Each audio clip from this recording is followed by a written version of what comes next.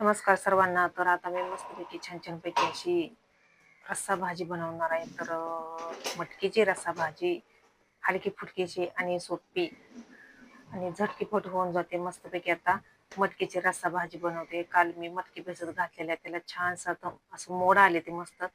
खूपच छान असं मोड आले ते. तर मी मटकीला कसं मोड आणते ते आता पुढच्या व्हिडिओमध्ये मी आता सांगणार आहे. तर पहिल्यापासून मटकी मी भिजत घातली आणि मोठ्याच्या मोठं मोड कसे आणते. तर मी असं रुमालमध्ये असं बांधून न ठेवता मोकळे असे मोड आणले. ते खूप छान आणि मस्तच होते ते. तर मोठ्याच्या मोठं असं मोड येते ते बघा. तर म्हटलं आता चला, आता मटकीला आता मोड आले ते चांगले, आता त्याची आता मस्तपैकी आता भाजी बनवून घ्यावी. तर मटकी आधी मी मीठ आणि हळद टाकून तव्यात चांगली अशी भाजून घेतल्यानंतर शेंगदाणं घेतलं आणि शेंगदाण्याचं कूट करून आता घालायचं. तर मटकीच्या रस्सा भाजीत आता ताजं ताजं कूट. तर खूप छान अशी भाजी होती मस्तपैकी. तोपर्यंत इकडं मोठा लसूण घेतला एक चांगला आणि बारीक बारीक कांदा घेतलं, ते पण आता खलबत्यात चेचून ठेवलं. असं मिक्सरला काय बारीक करत बसत नाही मी. तर खूप छान अशी भाजी होती. तर ओबड असं तेलात आता तळून घेते आता मस्तपैकी आता.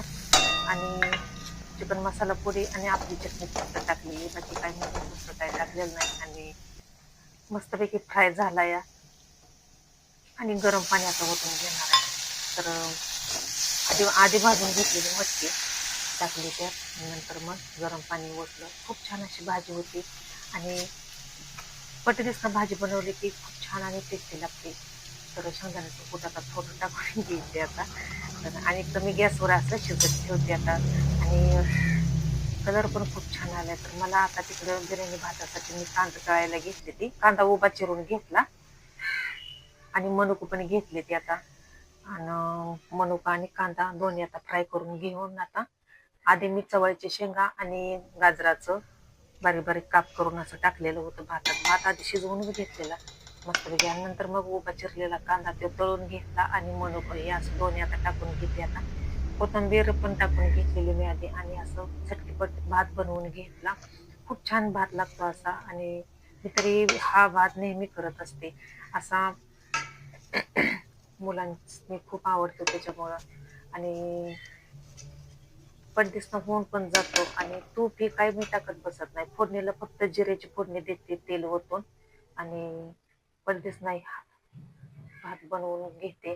तुम्हाला आता ज्यूस बनवायचा, ज्यूस पण मी बनवून घेतलेला होता. नमस्कार तर सर्वांना. तर आज बीटरूटचा मी आणि मस्तपैकी कॅरेटचा गाजर गाजराचा आणि ज्यूस आहे हो. बीटरूट तर आहे त्याचा ज्यूस मुलांच्यासाठी आता बनवलाय. तर त्या बनवून घेतलेला गाजराच्या साली आणि काढून आणि त्यासनी आता बीटरूटच्या पण दोघांनी साली आता काढून प्यायला देते मस्तपैकी आता. आता 2 ग्लास असा ज्यूस तर खूप बनवलाय. छान असा तर आणि नंतर मी शोधून बीटरूट घेतलाय आणि आणि त्यात थोडी गाजराचा. साखर टाकलेली, आणि किंचित आवळा अशी जरी साखर असला तरी टाकलेली. आवळा टाकला लय तरी काय साखर चालतो. टाकली नाही का, तर तर आपला बीटरूट असतो ते मस्तपैकी गोड आता पण असतं हलका आणि हलका गाजर पण ज्यूस गोड आहे. असतं त्याच्यामुळं.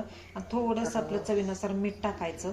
खूप छान असा देते आता दोघांनी पण बीटरूट आता प्यायला आता. त्याचा ज्यूस आणि मी होतो. पण थोडा आणि घेतला त्यातला आपल्या या ताईंच्यासाठी असं तर रक्तवाढीसाठी खूप छान असं असतो. ज्यूस ही तर बनवली की असा असं रोज ग्लास असा थोडा बघून थोडा असा गाजरचा ज्यूसची तर मुलं आणि तर बीटरूटचा खूपच ज्यूस पिला खुश होते की ते. आणि मग आपल्या त्यांच्या आवडीचं गालावर असं केलं की ग्लो भात पण हे येतो. झालं तरी आणि त्यांच्या आवडीचं रक्तवाढीसाठी असं पण बनवलं खूप की छान असा छान खुश होते ते. चला असतो. तर मग चला भेटूच तर मग पुढच्या बाय, व्हिडिओमध्ये. भेटू पुढच्या व्हिडिओमध्ये.